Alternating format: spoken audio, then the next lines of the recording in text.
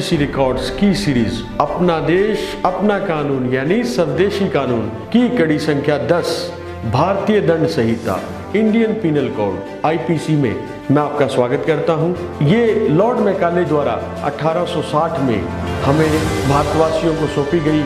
इसमें हमें भारतीय पुलिस सेवा के पूर्व अधिकारी श्री दिलीप जाखड़ जी बताएंगे ये जो विधि है ये कहाँ निर्मित हुई और कहाँ ये लागू होती है, और इस कानून को जिसे कि पूरा भारत मानता है। चौंकाने वाली बात ये है ये भारत में तैयार हुआ कानून नहीं, ये इंग्लैंड की धरती पर तैयार हुआ कानून है।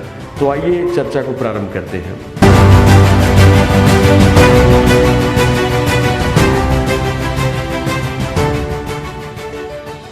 आपने फिल्मों और नाटकों में ताजीरात हिंद के तहत सज़ा देने की बहुत से किस्से देखे और सुने होंगे।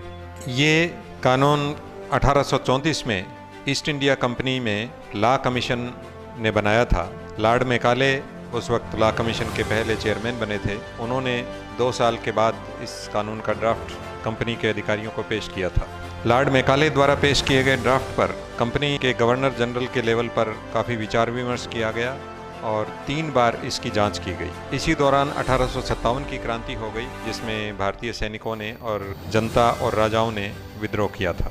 इस घटना के बाद ईस्ट इंडिया कंपनी का राज ब्रिटिश सरकार ने ख़त्म कर दिया था और सीधे ब्रिटिश सरकार के अधीन भारत को कर दिया गया था। इस एक्ट की भूमिका में लॉर्ड मैकाले ने यह लिखा था कि भारत दुनिया का वो देश है जिसे कानून की सबसे ज़्यादा ज़रूरत है और बहुत कम प्रयास से ही हम लोग भारत को कानून दे रहे हैं, जिसे उन्होंने रूल ऑफ लॉ यानी कानून के शासन का नाम दिया था। कानून के शासन की पहली शर्त ये होती है कि वो कानून लोकप्रिय हो और न्यायपूर्ण हो। आइए इस बात पर विचार करें कि क्या लॉर्ड मैकाले का बनाया हुआ दंड कानून न्यायपूर्ण था या नहीं, और ये भारत की जनता के कल्याण के लिए और न्याय के लिए उचित था या नहीं। पहली शर्त ये होती है कि कोई एक्ट आपराधिक है या नहीं, इस पर कर्ता की नीयत का सबसे ज़्यादा दारोमदार होता है। मैं आपको एक उदाहरण देना चाहूँगा। एक आदमी ने किसी दूसरे के शरीर में चाकू घोंप दिया तो आप इसको क्या मानेंगे, ये अपराध है या नहीं? अगर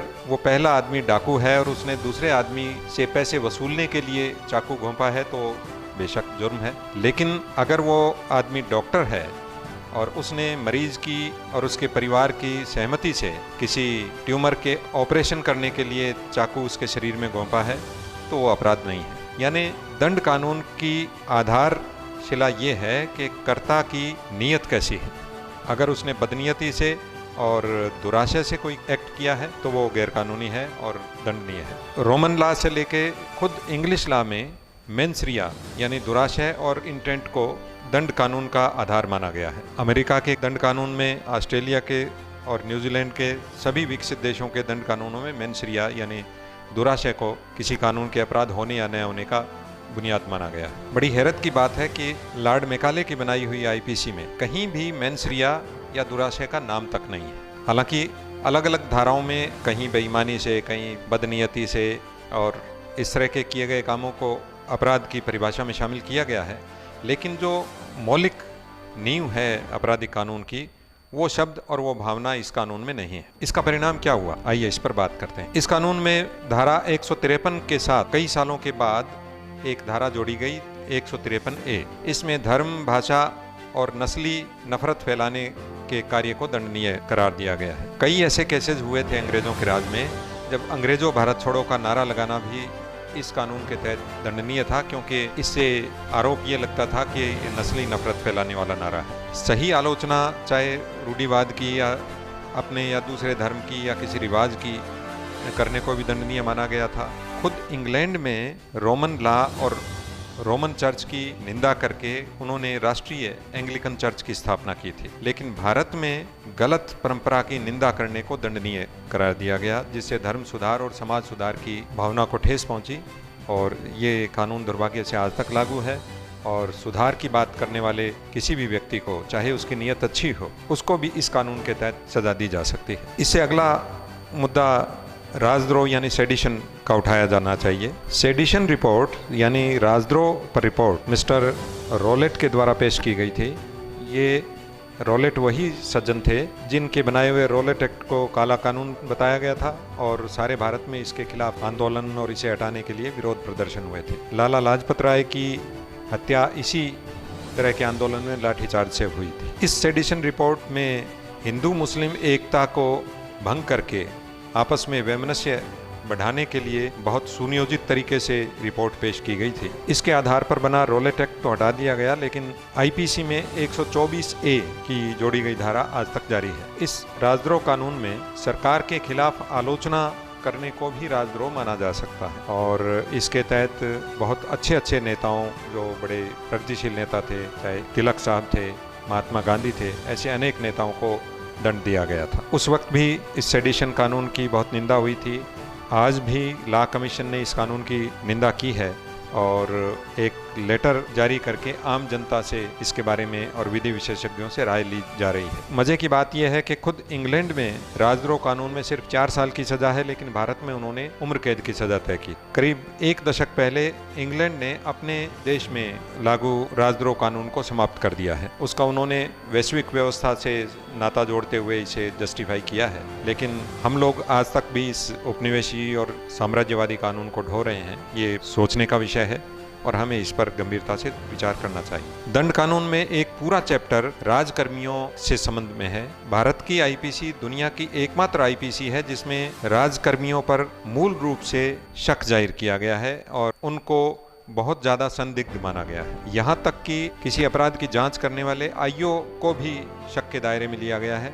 जांच अधिकारी के सामने अगर अपराधी कोई अपना जुर्म साबित करता है या स्वीकार करता है तो उसे कानून मान्यता नहीं देता है, जबकि खुद इंग्लैंड में पुलिसकर्मी और जांच अधिकारी के सामने किए गए अपराध स्वीकृति को मान्यता दी जाती है। दुनिया के और सभ्य देशों में ज़्यादातर इस तरह के कानून है जिसमें अपराधी की स्वीकृति को मान्यता दी जाती है, लेकिन भारत में ऐसा नहीं है। इसी कारणों से ये हुआ कि भारत में पुलिस प्रशासन, राजस्व और सब तरह के जो राजकर्मी थे, लोक सेवक थे, उनको जनता भी शक की निगाह से देखने लगी है, क्योंकि खुद अंग्रेज राज ने लोक सेवकों पर लगातार शक की सुई रखी थी। यही विरासत आज तक हमारे यहाँ लागू है। इसकी तुलना अगर हम इंग्लैंड से करें तो मैंने खुद अपनी पुलिस सेवा के दौरान इंग्लैंड दौरे में पाया है कि वहाँ बॉबी यानी पुलिसकर्मियों को जनता बड़ी इज्जत की निगाह से देखती है। वो बहुत पॉपुलर हैं। बच्चे खास तौर से बॉबीज़ का बहुत सम्मान करते हैं। अनेक माता पिता ऐसे हैं जो अपने बच्चों को बॉबी बनाना चाहते हैं। ये वैसी बात है जैसे अपने यहाँ ज़्यादातर माता पिता अपने बच्चों को IAS या IPS अधिकारी बनाना चाहते हैं, लेकिन ओवरऑल जो राजकर्मियों की और लोक सेवकों की छवि है वो भारत में इन कानूनों की वजह से बहुत बदनाम विरासत को झेल रही है। नए लड़के किसी भी सेवा में आते हैं तो उनकी आंखों में लोक सेवा का सपना होता है, लेकिन इस उपनिवेशी कानून व्यवस्था की विरासत की वजह से वो धीरे धीरे इसी परंपरा में ढल जाते हैं और जनता अनेक कुर्बानियों के बावजूद भी उन्हें इज्जत की निगाह से नहीं देख रही है। इसका एक उदाहरण हम देख सकते हैं। पुलिस के शहीद दिवस में हर साल करीब 600 से 700 लोगों, जिनमें पुलिसकर्मी सभी विभागों के शामिल हैं, उनकी शहादत को सम्मान दिया जाता है। उनके नाम पढ़े जाते हैं। पुलिसकर्मी ही नहीं, जनता के लोग भी उन्हें शहादत के लिए फूल मालाएं अर्पित करते हैं और उन्हें श्रद्धा सुमन पेश करते हैं। इतनी कुर्बानियों के बावजूद भी पुलिस की आम जनता की निगाह में छवि इज्जत की और सम्मान की नहीं है। इसका कारण मैं ये समझ पाया हूँ कि हमारी कानून व्यवस्था और कानूनी तंत्र उसी उपनिवेशी ढर्रे पर चल रहा है और इसे बदलकर लोकप्रिय शासन तंत्र में बदलना बहुत जरूरी है। चोरी का अपराध भारत में सिर्फ चल संपत्ति यानी मूवेबल प्रॉपर्टी के बारे में लागू है। इसकी बजाय खुद इंग्लैंड के थेफ्ट एक्ट में इमूवेबल प्रॉपर्टी यानी जमीन जायदाद को भी चोरी और लूट का विषय माना गया है। भारत में ईस्ट इंडिया कंपनी, उसके गवर्नर्स और उनके जो मुलाजिम थे, उन लोगों ने जमीन की लूट बड़े पैमाने पर की। उनमें आदिवासियों की ज़मीनें, जंगल की ज़मीनें, किसानों की ज़मीनें और यहाँ तक कि राजाओं, रानियों और नवाबों की रियासतें भी उन्होंने लूटी।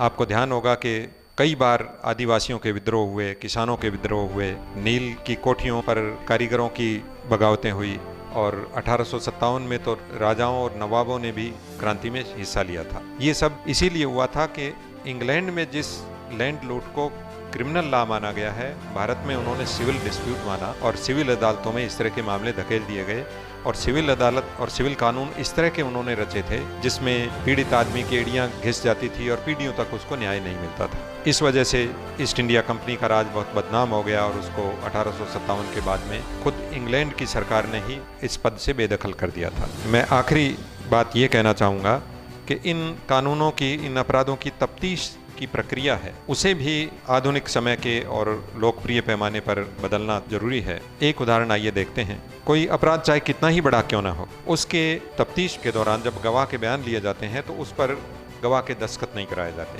क्योंकि सीआरपीसी की धारा 161 में ऐसा है कि गवाह के साइन बयान पर नहीं कराए जाएंगे। सीआरपीसी 1861 में बनाई गई थी। 1898 में इसका संशोधन किया गया था और उसमें झूठ बोलने की छूट दे दी गई थी। धारा 162 में ये साफ साफ लिखा गया था, जिसमें पहले ये लैंग्वेज थी कि कोई भी गवाह किसी आपराधिक घटना के बारे में जांच अधिकारी को सच्चाई से यानी ट्रूली बताएगा। 1898 की सीआरपीसी में ये ट्रूली वर्ड हटा दिया गया था। सौभाग्य से आज़ादी के बाद 1973 में सीआरपीसी का संशोधन हुआ है और उसमें ट्रूली वर्ड दोबारा जोड़ दिया गया है। यानी अब झूठ बोलने की छूट तो नहीं रही, लेकिन क्योंकि गवाह के दस्तखत नहीं होते इसलिए गवाह किसी भी तरीके से मुकर सकता है, जांच अधिकारी भी अपनी मनमर्जी से बयान लिख सकता है और इन तमाम कारणों से सच्चे न्याय में बाधा पड़ती है। इस पर गंभीरता से विचार करना चाहिए कि हम किस तरीके से जनता के हितकारी कानून बनाएं। Law by the people, law for the people, law of the people. इसके लिए हमारी संस्था SOL, society of law of land काम कर रही है। इस संस्था का नाम और टेलीफोन नंबर भी दिए गए हैं। आप लोग इस विषय पर बातचीत कर सकते हैं। हम आम जनता ही नहीं, कानून के विशेषज्ञों, पुलिस अधिकारियों, वकीलों और न्यायिक अधिकारियों से ये निवेदन करते हैं कि वो इस बारे में चर्चा करके और कैसे हम बेहतर कानून बना सकें, इस विषय पर हम एक रणनीति तैयार करें और उम्मीद करें कि समाज को और देश को एक बेहतरीन कानून व्यवस्था मिले जैसी कि विकसित देशों में है। जय हिंद।